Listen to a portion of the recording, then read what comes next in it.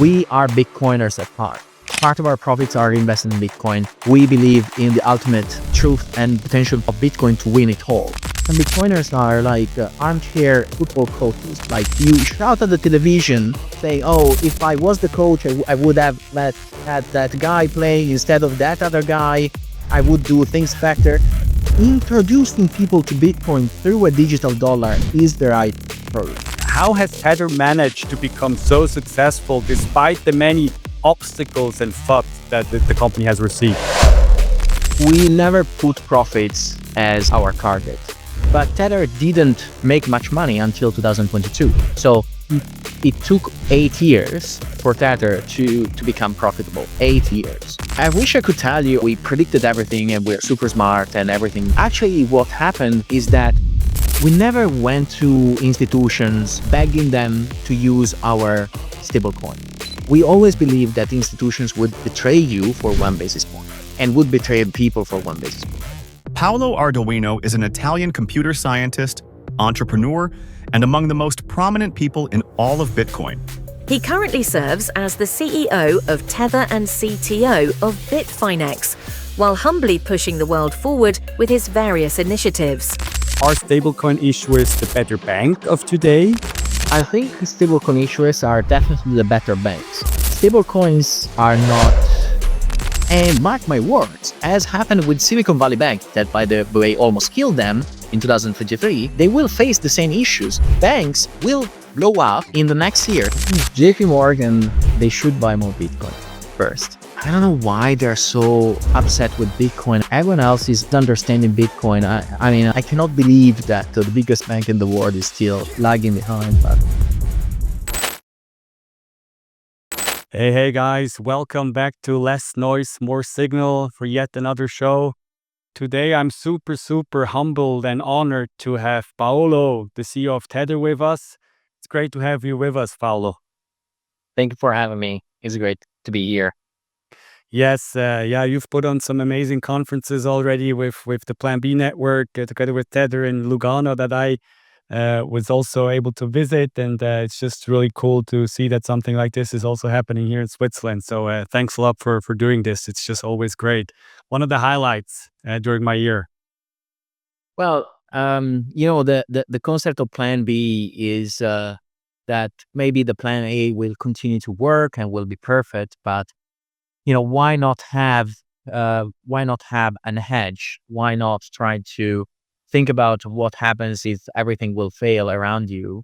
Could be money, could be technology.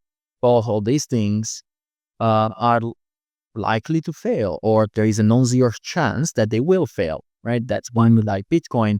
That's why I think that technology should be rethought in a better way that is more in line with the original idea of internet. So peer-to-peer, point-to-point, highly resilient. Today is not that. So we want to explain that. We want to educate our community on these very important topics. That's why Plan B exists. Yes, that's great. And maybe just one question out of curiosity, because given I'm Swiss, why did you end up choosing Switzerland for Plan B, to be so prominently present there?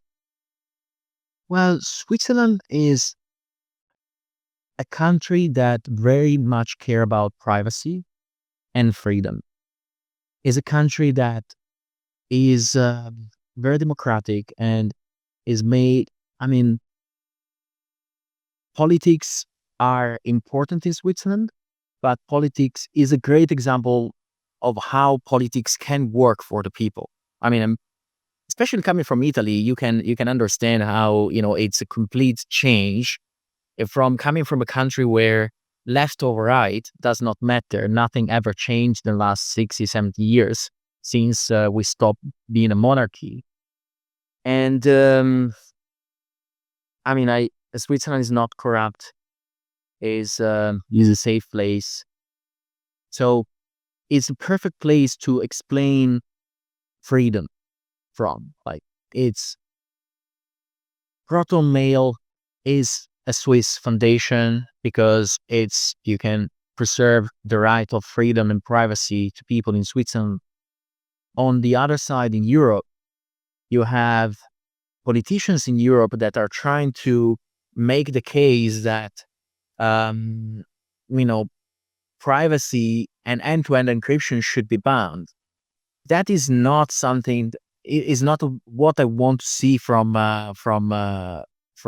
Europe. I think we should be better than that.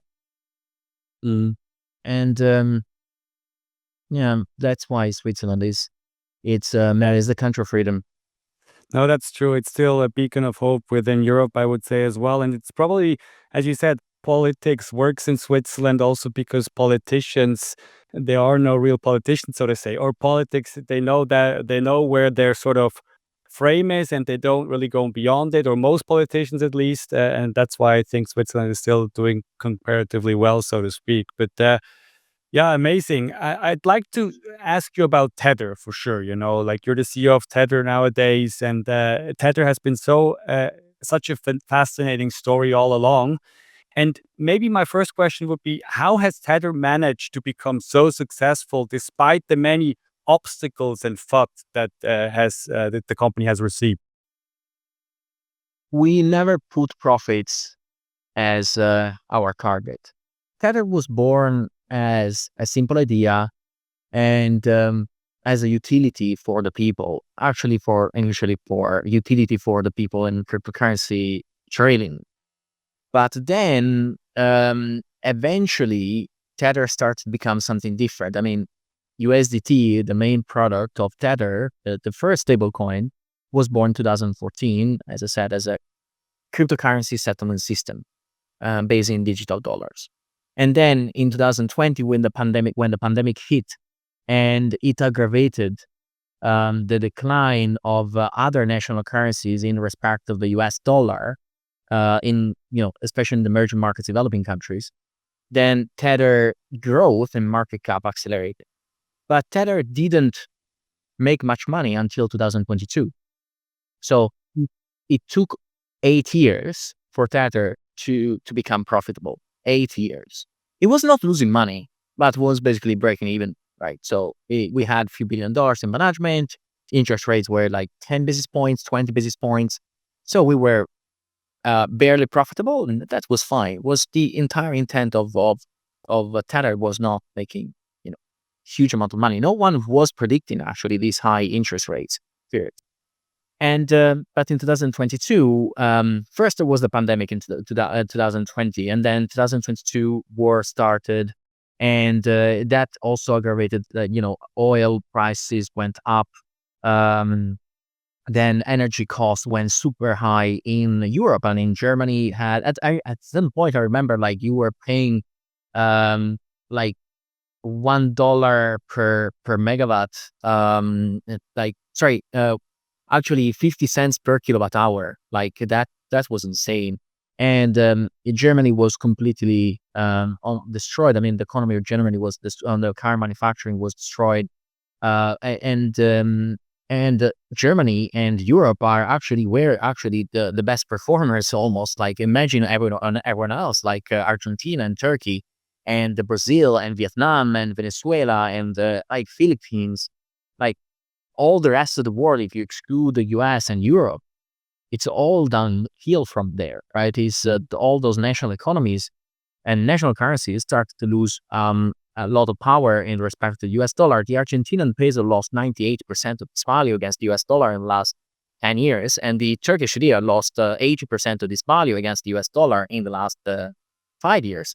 So it's I wish I could tell you, oh, we predicted everything and we're super smart and everything, but actually what happened is that from the reason of the success of Tether is our focus on the people. So we never went to institutions begging them to use our stablecoin. We always believed that institutions would betray you for 1 basis point and would betray people for 1 basis point. So we always focus on adoption from the ground up and adoption with the boots on the ground. We have an amazing team called expansion team that goes in Africa, goes in Central South America and Asia, and they talk to people, they talk to the actual users, also the shop chains, or the single shop owners. Doesn't matter. Right? They create education, they work with universities, they do all that. And plus, we invest in more than 90 portfolio companies that are actually reinforcing and building more infrastructure with the boots on the ground and all the important territories for us. So we do things that all the financial institutions will never do. Like from their ivory towers, they will never step down and be in the mud. That is above what they want to do. They will never get their feet, their their shoes too much. And so that's what we got right. So when from 2000, and while we focused on emerging markets, developing countries, the common denominator of these places is that they are highly digitalized in a way, but the real important thing is that they are the ones that where the average age is the lowest. So they make more children, basically. Why I'm saying this is because from 2017 to 2020, the younger generation in these countries is the one that approached crypto in the first place. And at the start of the pandemic, you could see, they could see their parents going out in the streets in a very dangerous situation because there was COVID and everyone was panicking. But still, since their economies were falling down and their national currencies were falling down against the US dollar, the parents were going out in the black market trying to buy some cash dollars. And the kids that were, very expert in crypto by then for the last 3 years, they were looking at the parents and thinking and telling to their parents why you're going out, why you're going out and buying dollars that are very expensive dollars. I have dollars on my smartphone. Here they are. They're called USDT. So that's how USDT got to hundreds of millions of people without a marketing team. We didn't have a marketing team until 2022. So it's the craziest business story. But I like to be honest. It's not because we were great. It's because our product was great. Yeah, yeah. It feels really similar to Bitcoin, that has never had a marketing team as well. And as you said, like I feel like you at Tether, you guys, you're really embodying the whole Bitcoin ethos as well. And that's why I think so many Bitcoiners resonate with the company Tether, even though they're really skeptical towards crypto companies. But Tether is just really something they look up to. I mean, one thing that I'm curious on is like, is there ever a day where you wake up still and you feel like Tether can still fail? Or is this something that is never going through your head anymore? Or is this something that you're contemplating? This show is brought to you by NewHedge. In a market driven by complexity, insight is everything. NewHedge is a dedicated Bitcoin analytics and intelligence platform delivering cutting-edge analysis, on-chain metrics, and real-time market data. With 200 plus proprietary indicators, live derivatives data, and adoption metrics, NewHedge provides the depth and precision that serious market participants demand. Backed by some of Bitcoin's most prolific investors, NewHedge connects traditional finance with Bitcoin's evolving landscape. Gain your data edge today. Sign up for free now at newhedge.io and get 50% off your advanced subscription with the code SIGNAL. I think Tether is, Tether reserves could not be more solid. Tether, failure is, to me, not being able to achieve our goals. And if you would ask this question to most of the people in Silicon Valley, for them, failure would be not being able to make as much money as they were dreaming about, or as much money as they could. To me, failure would be failing to leverage a company that is once in a century company. And leverage not leverage to make it more money, but leverage to actually move the needle in the world. So let me clarify that. So I think that there is once in a century company. Of course, you can say I'm biased to my company, and every founder would say the same thing. The reality is this, right? So In Tether is a company that has tech expertise. We build tech as no one else, like peer-to-peer tech, hole punch, all these different projects, protocols that we're building are just insanely powerful. They are the Bitcoin of telecommunication. Hole punch is the Bitcoin telecommunication. It's like open source protocol, will fully encrypted, fully peer-to-peer, unstoppable. Out there is we publish all the source code of this protocol more in 250 different GitHub repositories. It's truly the peak of telecommunication, fully encrypted peer-to-peer. So Tether did that and invested in the hole punch to do that. Then you have ethos. We are Bitcoiners at heart. Part of our profits are invested in Bitcoin. We believe in the ultimate truth and potential of Bitcoin to win it all, right? We think that Bitcoin is math money, is the only form of money that is not governed by humans. Math is the only thing that is certain in this world. That's why it will win. Bitcoin will win ultimately. So ethos is very important. And also on top of that, we are not a profit first company. We believe in profits are very important because they will keep the company sustainable, but we never put profits first. Let me give an example, right? So we decided to exit the European market.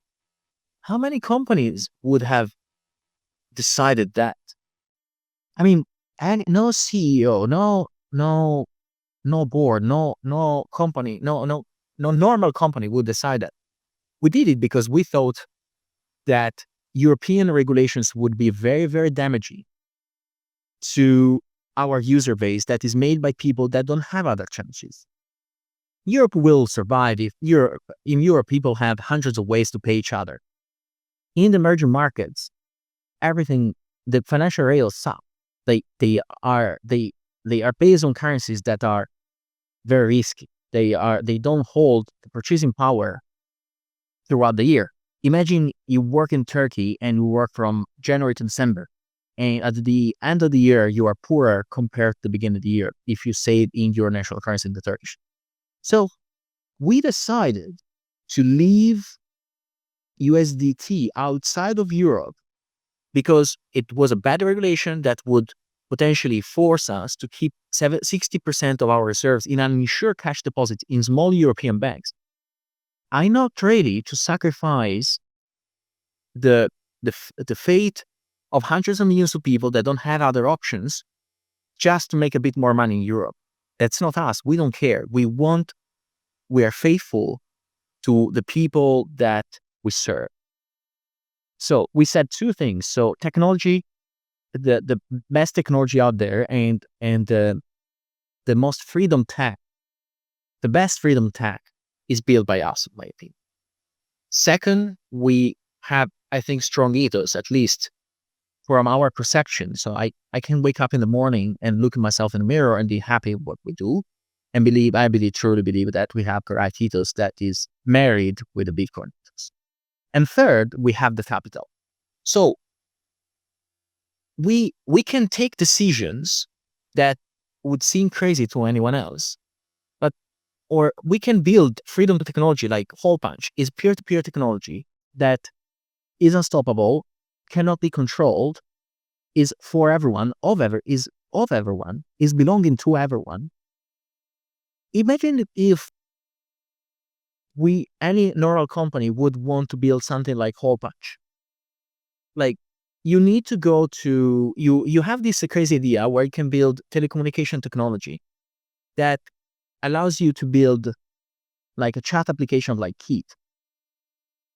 But then you go to a VC and you tell to the VC, well, I actually cannot control this thing. I mean, everyone can take it and do whatever they want with it.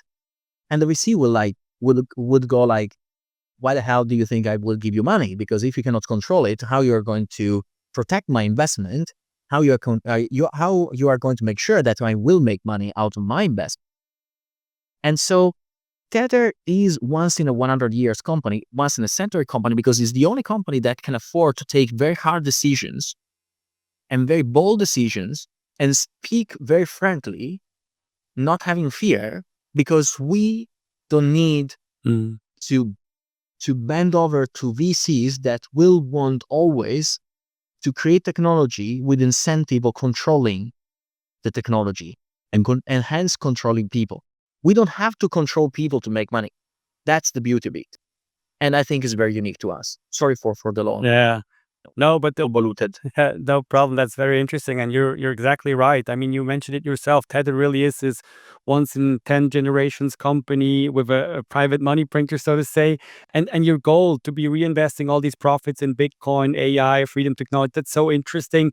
Is there anything else that you're looking at? In terms of maybe like these big things like longevity or space exploration or nuclear fusion or something like this? Is this something else that Tether is looking at where they really think they can move the needle because, as you said, you're not dependent on anybody else?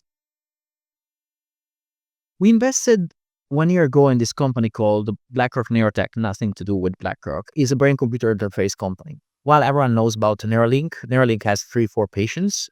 We have more than 40 patients with our technology already. We had a person, a man that had an SLA, so was basically losing, as a degenerative disease, and was losing his ability to talk and move. And with our brain-computer interface, eventually he was able to keep talking to his wife through basically reading this brain-computer interface would read his thoughts and could talk at the pace of 90 words per minute through an AI assisted voice model. So that's something so I believe that this technology is going to be very, very important to help people with different diseases. For example, a guy that can fly a drone with just his thoughts and mind. You can control a robotic limb through this brain computer interface. We have different cases, like person was able to shake the hand of Obama, President Obama,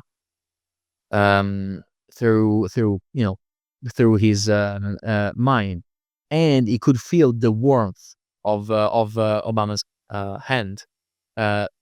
So it's an input and output, right? So you can read information from the brain, but also you can stimulate the brain to mimic so feedback. And also, so I believe that it's very important, this technology, to help the others. But also, I believe that it's going to be the most fundamental technology for in the next 15 years. I believe that in the next 15 years, the world will see more than 1 billion robots circulating among us. And I believe that these robots will have an AI that will be much more powerful than our brain. I believe that the only way for humans to have an edge against robots and AI and not go full Matrix will be having a mathematical coprocessor in our brain. It's scary. I mean, it would be scary also for me, that I really love this stuff, and a big sci-fi fan. But if you ask 1,000 people, would you put a chip in your brain? They will say hell no. 999 will say hell no. Then you'll have one person that will have it. That person will be 1,000 times more intelligent. Let me explain why. Every thought that you have in this moment, every idea that you have in this moment is much more colorful and detailed than what a natural language like the English language can express. In English, you have 50,000 words. You can concatenate them to do more complex thoughts. But even the concept of love, you can love multiple persons and with infinite details, each one different than the other. And yet you have pretty much one word to express it, unless you want to spend 15 years to concatenate words to describe the specific love that you have for one single person. Imagine, but in your brain exactly how you love a person. Imagine if you could have a mathematical processor that can take the raw thought or the raw idea and process it in the most pure form. Imagine how that could impact science. right now we are not able to reconcile quantum physics and general relativity, but not because we are not intelligent enough, probably just because we don't. The fact, so when one scientist think about it, he has to type it. The way we design natural languages like English is they have been designed to be used by our mechanical tongue. That is a mechanical organ. So they are not digital, right? So we crafted the language and we're still using the same language because the only way for us to express something is either through typing, that is again very mechanical, or through voice, is very mechanical. So it's basically we are still analogic animals when everything around us is digital. That will not work out, especially with our brain was born 300,000 years ago after the evolution from the Homo sapiens was born 3 million years ago, and the Homo sapiens 300,000 years ago, when the information in the world 300,000 years ago was so small compared to now. Now we have 1 trillion times the information that we have 300,000 years ago. So how we can hope to compete with machines that are very cheap to build? I mean, to build a robot with AI will cost probably $15,000 in 15 years. And to build a human will cost $200K and 20 years. So I believe that the most fundamental technology for the survival of a human race will be a brain-computer interface. That's why we invest in BlackRock. I keep answering you in a very long form. I apologize for that, but I want to give you the train of thoughts on how I arrived at this day. Yeah, exactly. That's so interesting. I think people will love it. You taking these detours on the sci-fi innovation and what's to come. It's a big wow. But maybe let me come quickly back to maybe some more matters that Tether is involved in today in terms of like on the actual ground. You mentioned these people that you're helping in the third world, escaping their shitty fiat currencies. Now, Tether is really this economic weapon of mass destruction, one could argue, in these countries. Don't you expect that these governments, that they will sort of put up barriers to use USDT or even potentially ban it? Because you're helping people to escape the local currency. That's a great point. And I cannot say which one, but I went through into a meeting with a member of a government, actually a finance minister in the emerging market government. And I was thinking, well, he's going to try to beat me up because his people are going to are using USDT to escape their inflation. But on the other side, I was prepared to tell him why he should not look at it in this way, or only in this way, right? So the argument is valid, right? The normal argument is, people are hedging themselves, they're escaping their Turkish lira, for example, or Argentinian peso, or Brazilian reais, using USDT. But on the other side, you have to look at how much inflow you have from remittances. So you have now billions and billions of dollars coming into countries through USDT as a form of remittance. There is an average of 20% of the GDP of emerging markets that is remittances. Philippines, they receive 33 billion per year in dollars, right, per year in as remittances. So, and you have the average cost of remittances for Philippines is 10%. So 3 billions per year are not being received by people living in Philippines, and not kept by people that want to send money to Philippines. They are kept by, the remittances companies. So 3 billion is like a lot of money. That is money that belongs to hard workers that are working far from their family to provide for their families, and they're paying 10% to send money back home. So that money should either stay in the pockets of the person who worked hard, or the family of that person, right? So, and I think stablecoins are solving that problem, so are making it faster, easier, and cheaper to send remittances. So actually, I expect that the the portion of GDP sent with stablecoins will become like almost 100% in the next 5 years. So that is something that just resonates very, very highly with also finance ministers or people in the government. Yeah, it makes sort of sense exactly then, because then maybe also you can help, increase GDP and just make the economy sort of better in these countries, and that then also is something that these governments will probably benefit of. That's very interesting. I mean, one other question that comes to mind, especially also when you talk to people in the more developed world, when they look at stablecoins, is always, are stablecoin issuers sort of the full reserve banks that libertarians have always dreamt about, and asked differently, are stablecoin issuers the better bank of today? I think stablecoin issuers are definitely the better banks. Stablecoins are not Bitcoin, right? So perfection is Bitcoin. Um, Stablecoins are a safer way to hold digital dollars. And also they have better access, better user experience, and all that. Unfortunately, and one of the reasons why we decided to not allow ESG in Europe is because European banks, right? So remember, the regulation was pushing us to keep 60% of our reserves in uninsured cash deposits in Europe. So let's make this simple math calculation, right? Imagine that you have 10 billion euros of market cap of your stablecoin in Europe. Then 60% needs to be kept in uninsured cash deposits in a bank. Uninsured cash deposit means that the bank insurance in Europe is only 100,000 euro. If you have 10 billion, 100,000 euro is like spitting on a fire, right? It's not how.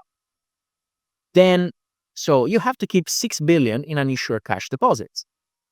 Now, of those 6 billion, you know that European banks, well, all the banks are doing fractional reserves. So they can lend out 90% of it to people that want to buy a house, that want to start a business and all that. So, or do public work or whatever.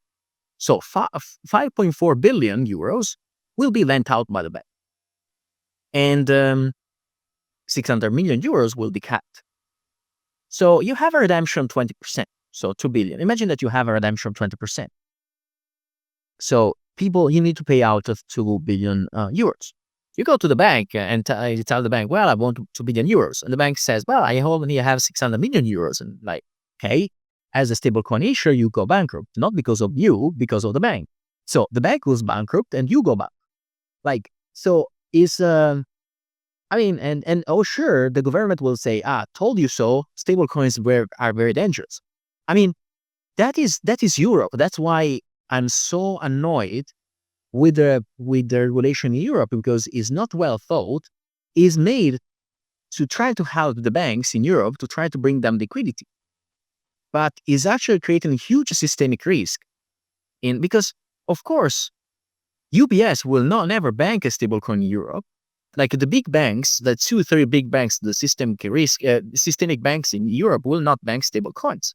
So the stablecoin issuers like that decided to remain in Europe, and not making names, but you can imagine whom, decided to remain in Europe, they need to use very small banks. And mark my words, as happened with Silicon Valley Bank, that by the way almost killed them in 2023, they will face the same issues. Banks will blow up in the next years also in Europe. 4 banks blew up in the last 2 years in the US. Many banks will blow up in Europe in the next few years. So I didn't want to take the risk with Tether. I prefer to renounce to a market, but not take the risk on behalf of my users. Yeah, no, makes sense. But maybe don't you expect some pressure from US authorities to hold fractional reserve at some point? Because like in the US, no full reserve bank offering a Fed yield or something has ever been allowed. So if Tether grows ever bigger, at some point the US might come and say, now you have to hold fractional reserve as well. And then we're back to square one. Isn't that a risk? No, I don't think it will happen. Now we're seeing a stablecoin legislation that is very pro stablecoins and have sensible structure in the reserves. And if imagine like a stable coin that needs to do fractional reserve, sure, I can keep 90% in Bitcoin and 10% in in cash deposits. But it's not. I mean, the point is, you should ask yourself why you need to do a stable coin. You want to do a stable coin. If you need a stable coin, is because you want to have a dollar, right? If you want to have something better, you have already Bitcoin. So there's no point in if you are a stable coin, you should have T-bills, right? It makes sense. It's what you should have. It's the right thing to do, because if people are using a stable coin, they want to ensure that there is good liquidity and good convertibility for the dollar. If they wanted to have another asset, they would just hold another asset, right? So to me, I don't believe the U.S. government will force us in fractional reserve. Would be the wrong approach. The right approach is to encourage stablecoin issuers to go to have the majority of the assets in the U.S. treasuries. That makes sense. I mean, you mentioned the stablecoin bill, in the US. I mean, another criticism that has been slashing around, and mostly from JP Morgan, another bank, has been, that they were speculating that if this bill were to be approved, and it could be the case that Tether will have to sell down some of its holdings that it has in Bitcoin. Is there any risk to this, or any truth, or is this just fought by a big US bank? JP Morgan, they should buy more Bitcoin first. They don't have enough Bitcoin. That's for they have a zero Bitcoin. That's why they are so cranky. They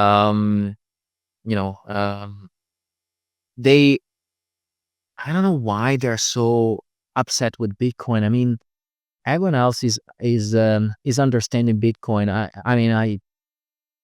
I cannot believe that the biggest bank in the world is still lagging behind. But in the end, when they will realize it, will be still probably early, I think. But they will have to buy, if they want to have Bitcoin on their balance sheet, they probably will have to buy it when Bitcoin will be $1 million. So how fun that would be. In general, I think that we don't plan to sell our Bitcoin. I think that JP Morgan is discounting that Tether has 20 billion of its own equity, and every quarter, given the current interest rates, is realizing more than 1 billion in additional, let's say, interest profits, so cash basically. So I think that they are annoyed with Bitcoin and jealous of Tether. So they wish they had our business model. The problem is that we have 400 million users globally, and it's like they want to have our business model, but they would never bank the people that are using USDT, because we bank the people that make $80 per month we don't bank them, but our users are people that make $80 per month in Salem, like they live in Africa. I mean, JP Morgan would not touch them with a 10-foot pole, because for them, they only want to deal with the rich people, the ones that live in a nice apartment, they have blue blood and all that, right? So they are very upset, but they even if they had our business model, would just have high disdain for our user base. It's like they are too elitarian. So I will never understand. I mean, any company should try to thrive to be a net positive for the world. Mm-hmm. Yeah, and JP Morgan should buy more Bitcoin. That's definitely something we have to amplify here. But Yeah. I mean, one other question, coming to an end here. But you mentioned that you are a Bitcoiner yourself, and if I listen to you, I can truly tell. But at the same time, there are some Bitcoiners who are skeptical of stablecoins, and their main criticism is like stablecoins like Tether are backdoor CBDCs that will only accelerate the tech dystopia of no more financial privacy and total control. How do you counter something like this? That is so. running a stablecoin company and being a Bitcoiner is not easy. I mean, I try always to look at it from my personal philosophy point of view. I mean, sure, I listen to everyone, but only I do care about how if I want every morning I think about if I'm doing the right thing. And here's the thing, right?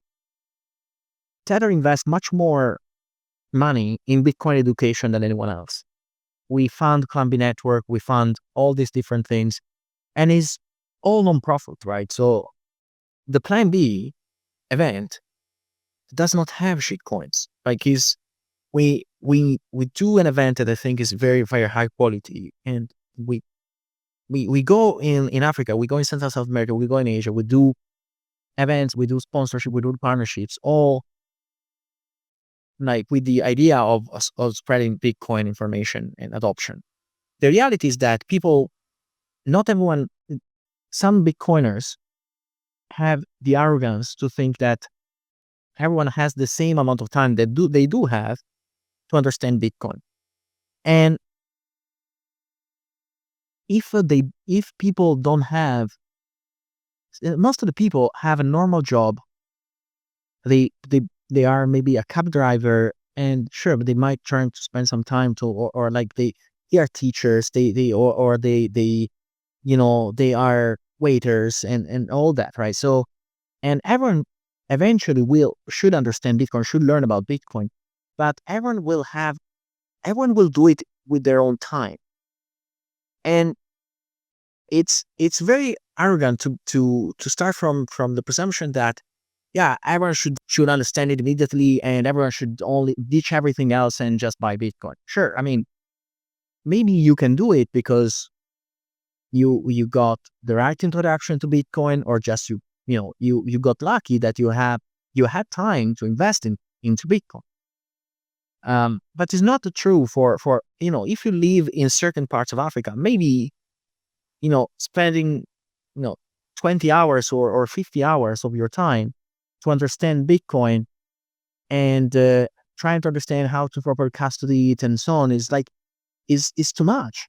But on the other side, what they understand already very well is the dollar, because for the last 100 years they have been used to the dollar, and they have always tried to get dollars because their national currencies were always weak compared to the dollar. So the introducing people to Bitcoin through a digital dollar is the right approach.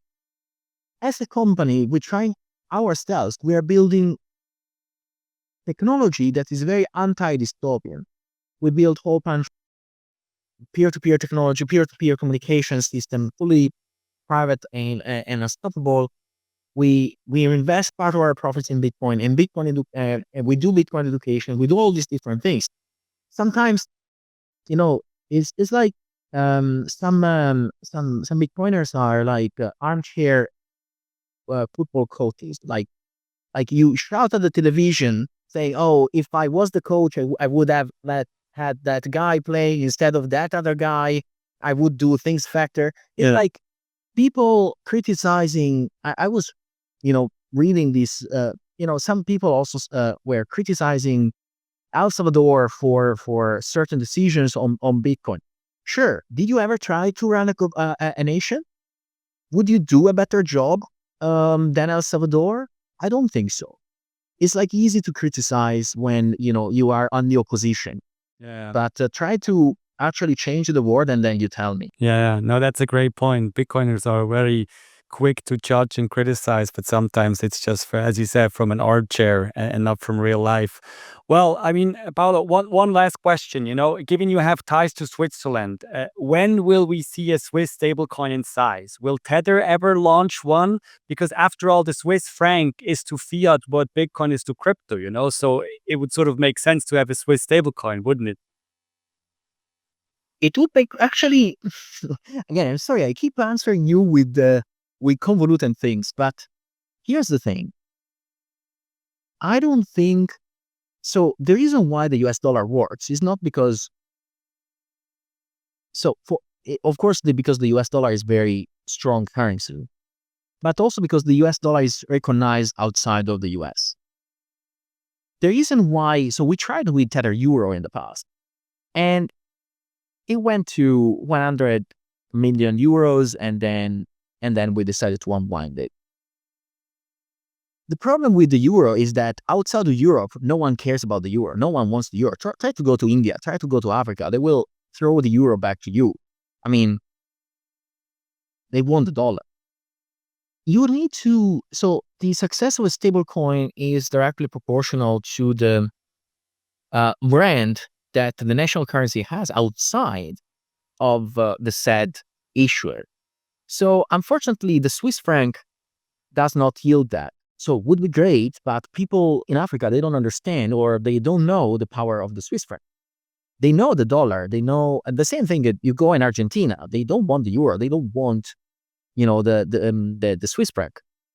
So, for example, GBP. I mean, and not for good reasons, right? So I'm not excited for it, but GBP could be an interesting one because GBP, United Kingdom had a very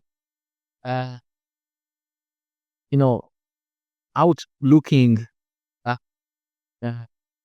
policy of invading countries, and so they exported their currency. So their currency now is a brand in willing or not. I mean, people didn't like, of course, that the entire population is like UK at impressed with their, how is it called, the their empire approach. But nevertheless, that made their currency be known outside of their country. So if now you build a GBP stablecoin, that could make sense. You could say the same thing for a couple other currencies, but not for the Swiss franc. So again, sorry for the long answer. Yeah, that's true. And probably the Swiss National Bank at this point in time wouldn't be that fond of a stable coin, because obviously the Swiss franc could be an export hit, because still, like in greater circles, some people are fond of the Swiss franc. But as you said, I mean, the Swiss National Bank is already trying to devalue the Swiss franc all the time. So Yes. you would They don't need more buyers. Yeah. Yes. Yes. That is Yeah, that's exactly it. Well, Paolo, I think we're done. Thank you very much for taking the time and giving us these answers. I think there were some real good answers in there that people will like. And just thanks again for taking the time. It's much appreciated. And all I can say is Forza Juve, and hope to see you anytime in Lugano. fino alla fine. Yeah. Grazie Pascal. Have a great day. Yes, you too. Bye.